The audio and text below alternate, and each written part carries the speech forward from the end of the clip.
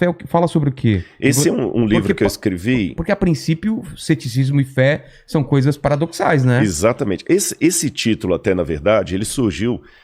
que eu tive algumas entrevistas no programa do Jô. Eu vi. E a terceira entrevista que eu tive lá, foram 3 entrevistas. Na terceira, eu lembro que eu falei com ele que a fé era racional. Aí ele falou, essa foi a maior antifrase que eu já ouvi aqui no programa. Total, né? E eu falei com ele, olha, é porque se a fé não for racional, não é fé, é fideísmo, ou crendice. Ou seja, o Machado de Assis falava de um personagem de Rubião, Quincas Borba tinha o Rubião, que era um personagem que ele dizia o seguinte, Rubião era mais crédulo do que crente. Então, às vezes, é uma diferença do que crente. Qual é a diferença? O crente, apesar do jargão popular pensar diferente, o crente é aquele que acredita porque ele tem evidências para crer daquele jeito. O crédulo é um ingênuo, é aquele que tem a fé por amor da fé. Ele acredita em qualquer coisa. Qualquer coisa... Você tá entendendo? Tá. Então eu aproveitei esse lance, e é um livro que eu já estava escrevendo. Esse livro é mais na área filosófica. Eu trato de questões, por exemplo, ali, se Deus existe... E é todo amor e todo poderoso, por que criança morre de leucemia? Tem guerra. Exatamente. Pandemia. Então falo de muita coisa. Será que dá para acreditar em Deus e na Bíblia? É uma linguagem assim que eu falo bem da filosofia, que é uma das minhas áreas também. Falo um pouco da pós-modernidade. Numa linguagem mais descontraída, tem um capítulo que eu falo decifrando Homer Simpson. Que eu faço uma análise sociológica do cidadão de hoje. E o título, O Ceticismo da Fé, criou esse paradoxo justamente para mostrar que às vezes é preciso duvidar para crer. Porque se você for olhar bem, vamos pegar o ateu clássico, ou o cientista clássico. Eu estava vendo esses dias aí o depoimento daquele Carlo, fugiu o sobrenome dele agora, que está sendo considerado o novo físico aí para substituir Stephen Hawking, né? Ravaleri, daqui a pouco eu lembro o sobrenome dele. Ele mesmo fala, eu sou ateu, sou descrente e tudo mais, mas eu acredito num monte de coisa que eu não vejo. Olha. E os físicos são assim. Por exemplo, quem já viu a matéria negra? A matéria escura? A matéria escura, energia escura, Não tem nem como provar isso. Multiversos, que muitos físicos falam de multiverso. Universos paralelos. Tudo é cálculo, tudo é teoria. Tudo é cálculo. Não tem nada. É verdade. E eles continuam falando firmemente sobre isso. E é interessante que eles até acreditam no que eles não veem. Porque ele foi ao universo, não vê Deus lá, então ele crê que Deus não existe. E é um paradoxo, mas é uma realidade. Até que alguém prove alguma coisa para ele. Para ele, então ele crê no que ele não viu. Como não tem Deus lá, eu tenho certeza que ele não existe. Você tá entendendo? Mas eu acho que na cabeça dele, por exemplo, o cálculo matemático meio que prova que existe essas coisas. Não seria isso? Não há. Na verdade, você tem alguns indícios, mas são os mesmos indícios que um cosmógrafo teísta, que acredita em Deus, vai usar para falar assim, olha, o universo demonstra planejamento. Logo, deduz-se que é um criador. Seria mais ou menos assim, explicando em linguagem simples, aí eu até falo por que eu coloquei esse título. Vamos supor que eu chego aqui no seu estúdio, que aliás, muito legal. Eu já tirei foto aqui, cara, psicodélico demais, tem muito bacana. Coisa, cada muita cantinho. Não, esse chimpanzé aí, se sumir... É você que levou. Tá, eu tô sabendo. Ele tá descolando aqui.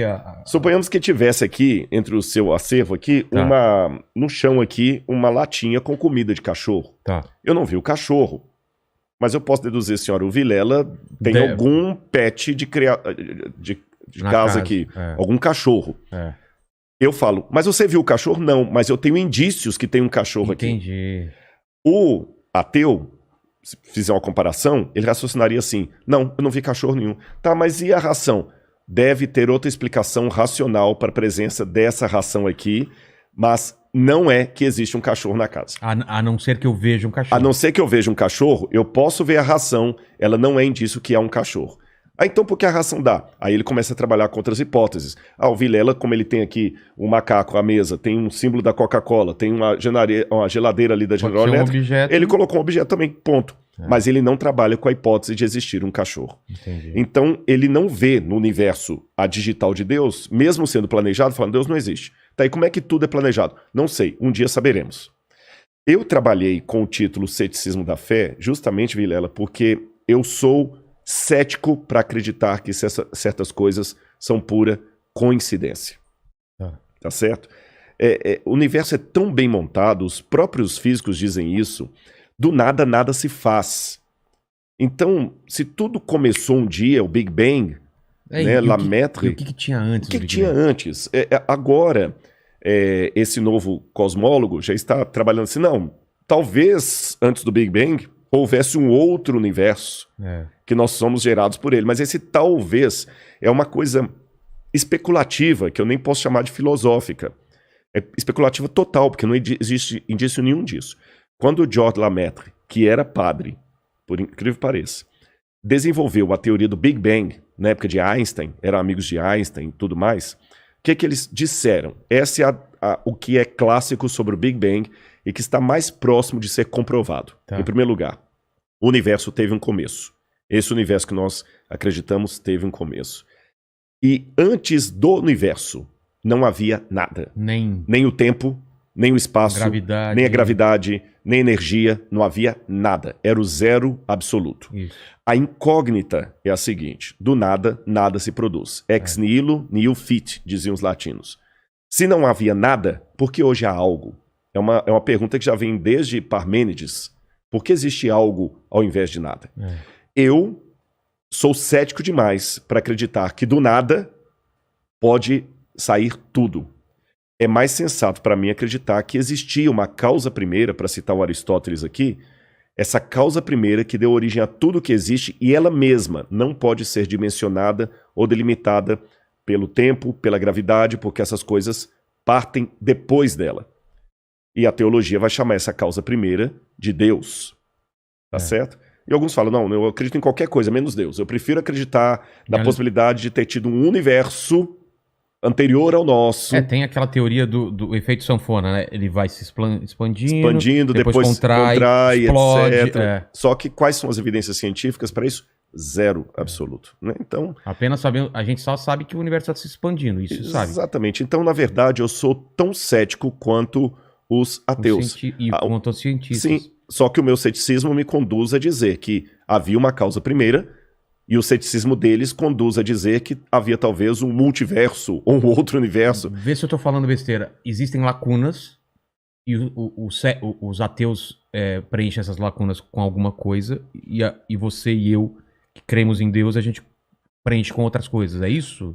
Sim são lacunas. E não, são lacunas. É só que essa frase, o Deus das lacunas, ela acabou... Existe isso? Existe essa expressão, o Deus das lacunas. Não sabia. Só que ela é dita de uma forma pejorativa, sabe? Ela é dita de uma forma pejorativa, como se fosse assim, o crente, o crentez, até para falar numa linguagem bem vulgar assim. Não tem explicação, é Deus. Bom, não tem explicação, é Deus.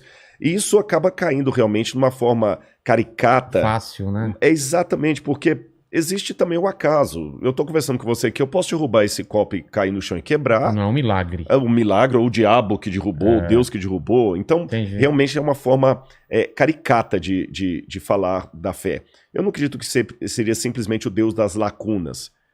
É a lógica que me permite preencher essa lacuna com uma hipótese, que a minha hipótese é a hipótese teocêntrica, a hipótese de Deus. Tá.